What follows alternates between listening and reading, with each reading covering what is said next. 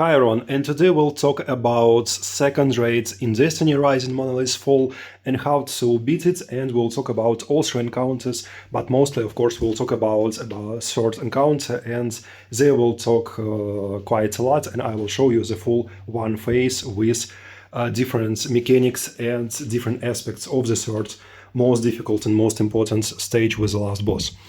First two encounters are pretty straightforward, break in and the menace above, but there are several things before you can launch and before you can beat these encounters. First, look for the recommended light, because if you are under light, you will simply die from every single hit. So definitely do check that you are matching the light level, 39,600. At least beat the main campaign and try several activities, several strikes, several nightfalls to get some better gear, and try to get at least several DPS perks on your weapons and try to level up your characters and level up your abilities. Next one, second very important aspect is of course Shinkas. Shinkas are literally the champions, like we'll remember them, Overlord, Unstoppable, Barrier champions, but they are called in Destiny Rising they are called Shinkas, and in first encounter break-in you will encounter spread Shinkas, so you'll need spread weapons to kill them, and impact Shinkas. Definitely do check tutorials in-game menu, they simply just learning you everything how you can beat all the Shinkas. Next very important aspect is of course different elemental types, different elemental shields you will need to match.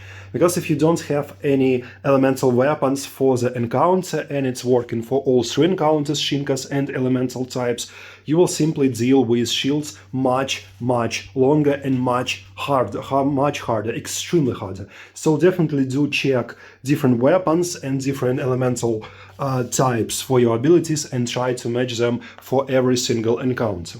First encounter is pretty, again, as I already told you, it's pretty straightforward. Everything you need to do in the first encounter is simply just to kill Shinkas and to capture two plates. After capturing these two plates, you will create a bridge to cross to another side of the room, and several players, at least two players will need to capture that two bridges, and several players will need to kill different fallens with the key marker above their head, and when you kill in that fallens you will get key. Several players still keeping that bridges standing on the plate, and two players with the keys, they need to cross that bridge to enter rooms with scorched fallens to get scorched guns. After that, other players need to cross the room and you need to clear Shinkas and fallens all the time. It's again pretty easy and pretty straightforward encounter.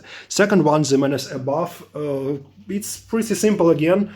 Everything you need to do is simply just take batteries, and there will be quite a lot of lightning traps, lightning lasers, and you will need to cross rooms with that lightning traps, standing near the player carrying battery, because when you take battery you are creating some sort of bubble around yourself, and everyone standing in that bubble can easily cross lightning traps. So you'll need to take batteries through the lightning traps, and after that you will need to of course killing Shinkas, killing champions, and you will need to most important thing, you will need to input right symbols. There will be several callouts, and after you killing Shinkas and after you clearing the room, you will be able to see the right callouts, the right symbols on big monitors. And after that, when you see that symbol, simply just input that symbol on the near the little terminals right to that big monitors. There are 4 terminals with 4 symbols, and you can check on monitor which symbol is right, and after that simply just look for the terminal with that particular symbol and simply just use it. After that you will be teleported to several rooms. You will need to do pretty the same. Kill Shinkas, take battery, and carry the battery through the lightning traps to the main room and insert that batteries until the encounter and kill quite a lot of fallens until the encounter ends. And now the last encounter, Isaac's Tabernacle, starts. What's the most important here, you need to take elemental guns with matching elemental types, because in this encounter you will need to deal with tons of elemental shields, and sometimes you will be limited by time, so you will need to break shields as fast as possible. So definitely do check that you have appropriate elemental guns for that particular encounter. You can check it before the raid, before the encounter, right here in the raid menu. And also take right weapons to kill champions. As I already told you, champions here in Destiny Rising, champions are called Shinkas, and you need weapons to kill Shinkas, to kill champions as soon as possible. And again, before coming to the raid, check all the tutorials. There are quite good tutorials about every single Shinka, how to deal with them, which weapons to use, everything you can find in training grounds in the game menu. So encounter starts with two Shinkas spawning on the platforms near the boss, on the right and on the left. After you killing Shinkas, boss will jump to the close left corner of the room, and there you will need to kill two servitors. After you dealing with the two servitors, you will need to kill two scorched vandals to get their scorched cannons.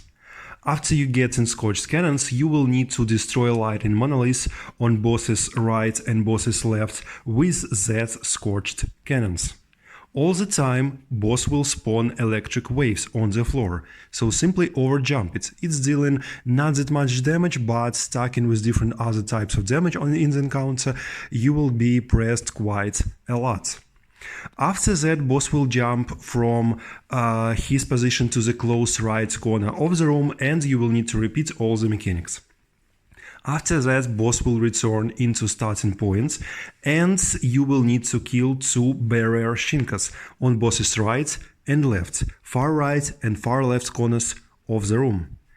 And after that, on Shinka's death, two portals will open, and two players will need to enter that two portals. One portal right and one portal left. In the portals, players will need to kill mini-boss and get the right boss's weak spots, and tell that right weak spots to the rest of the team. By the way, you can either use voice chat or simply just use a tip button, it's top right side of the screen. When you press that button, you will reveal a weak spot, the right weak spot, to the rest of the team. The rest of the team needs to kill Fallens that time in the boss's room. And one of the most important mechanics, the ice. Ice will spawn on the wall behind boss, such sort of mechanical ice that will spawn all around the wall behind the boss. And that ice will create a bubble around players, and that bubble's immobilizing and doing quite a lot of damage. Trapped players must shoot the bubble, but also the rest of the team must help shooting it, because that bubbles, they're quite tough and you need to use quite a lot of ammo, and even if bubble is consuming your health too fast, also you can even use your heavy weapons, because again, that bubbles are dealing quite a lot of damage, and also they're immobilizing you and trapping you. The team needs to destroy ice to prevent them from trapping and damaging players. Also, boss will spawn allies all the time, so avoid them, and there are quite a big red circles below you, so simply just overjump and avoid it. They're dealing quite a lot of damage, especially in combination with all the rest damage from different Fallens in the boss room. When two players in the portals revealed the right weak spots to the team, shoot the right weak spots to start the DPS phase, but again check that you are destroying the right weak spots that two players from the portal revealed to you. When DPS phase starts, stack in front of boss and damage his opened crit spot in his eye, and repeat all the mechanics during the phase too. And what's most funny, and it's pretty crazy, there are only two phases to DPS boss. If you are not doing quite enough damage to melt boss in two phases, it will simply lead to complete wipe. It's not just an enrage mechanic where boss dealing more damage and you still can over damage and over heal it. It's literally just a wipe mechanic, so you need to do quite a lot of damage. If you see that you are not doing quite enough damage in the first phase, if you are not taking half of boss's health, simply just wipe and restart the encounter. It's literally just a day one difficulty. For most of the players, it's a very big downfall, so it definitely needs to be changed. At least there need to be several modes, several difficulty modes, because currently for most of the players it's extremely difficult to encounter, and 2 phases they require quite a lot of damage and additional DPS check. It's not a great idea, especially for one of the first raids in the game. And of course you need to bring here DPS weapons, and by DPS weapons I mean linear fusion, sniper rifles, even shotguns with DPS perks. You need to use perks that's giving you additional damage simply just on use or on shooting, not proccing on kills, because simply on DPS phase you won't have enough time to proc your DPS perks if they are proccing on kills, because you won't have quite enough time to proc them in general. And most of the buffs that's proccing on kills, they are very time limited and they expire very fast, so you need just weapons that doing damage right here right now, or doing additional damage simply just from shooting or from hitting crit spots, but not damaging perks that's proccing on kills.